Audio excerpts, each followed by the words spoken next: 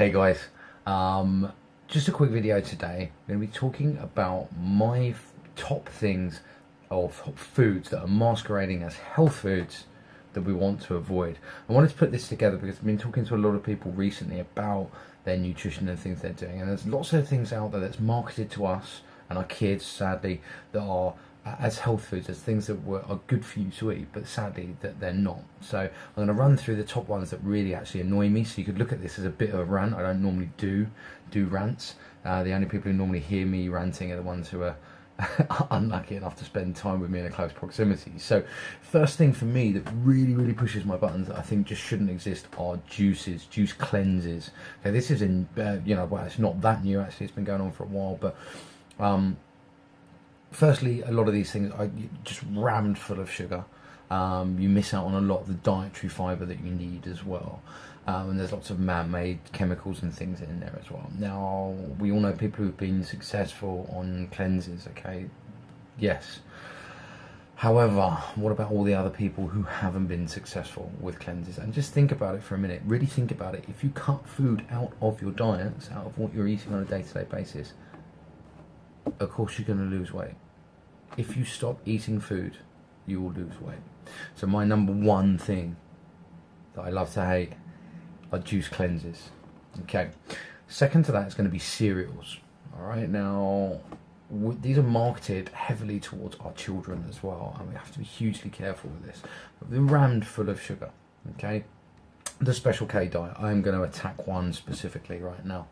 Of course, again, you're going to lose weight if you only eat a bowl of cereal for 2 out of 3 of your main meals in the day. Come on.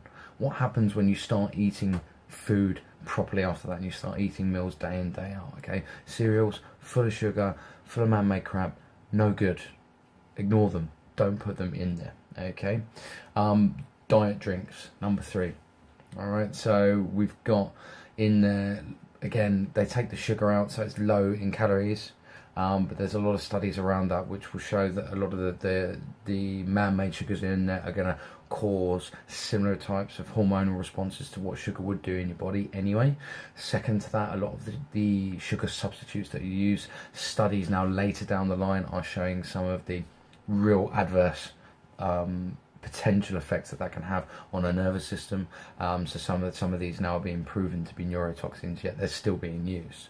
It's quite common knowledge as well that we know that these things aren't particularly good for us, and we've known this for quite a while, but yet they're still allowed to be sold and we're still allowed to consume them.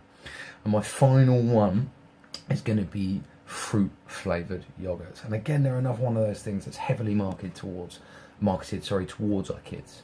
Now, while fruit and both yogurt are both things that individually are good for us, a lot of these fruit flavoured yogurts aren't really containing much fruit. Okay, so there's a lot of flavorings in there, a lot of blended fruit, again no fiber in there, so it's kind of like a juice, and it's thrown in with a ton of sugar in these tubs as well. They're throwing a ton of sugar, lots of flavorings, and maybe a portion or a small amount of fruit in there, and you're just ramming yourself full of sugar and in an unnecessary way. So there you are. I hope you've enjoyed that. I told you it was a bit ranty. There's some of the things that I just don't enjoy that much. So it's the top 4 foods that are kind of dressed up to be healthy that you should be avoiding. If you're eating these things, look, okay, you don't need to take complete control of everything that you eat, but just be aware of what you're doing. None of those 4 things that I've mentioned there are over a long period of time going to have any benefits for you. They're not necessarily good things. So I hope you've enjoyed this. I'll be writing a blog about food later on this week. Okay, so go check that out. Don't miss out on it. There'll be some good information in there just to help you with general diet and nutrition advice. Okay, if you like this, then give it a thumbs up, and I look forward to speaking to you all soon. Take care.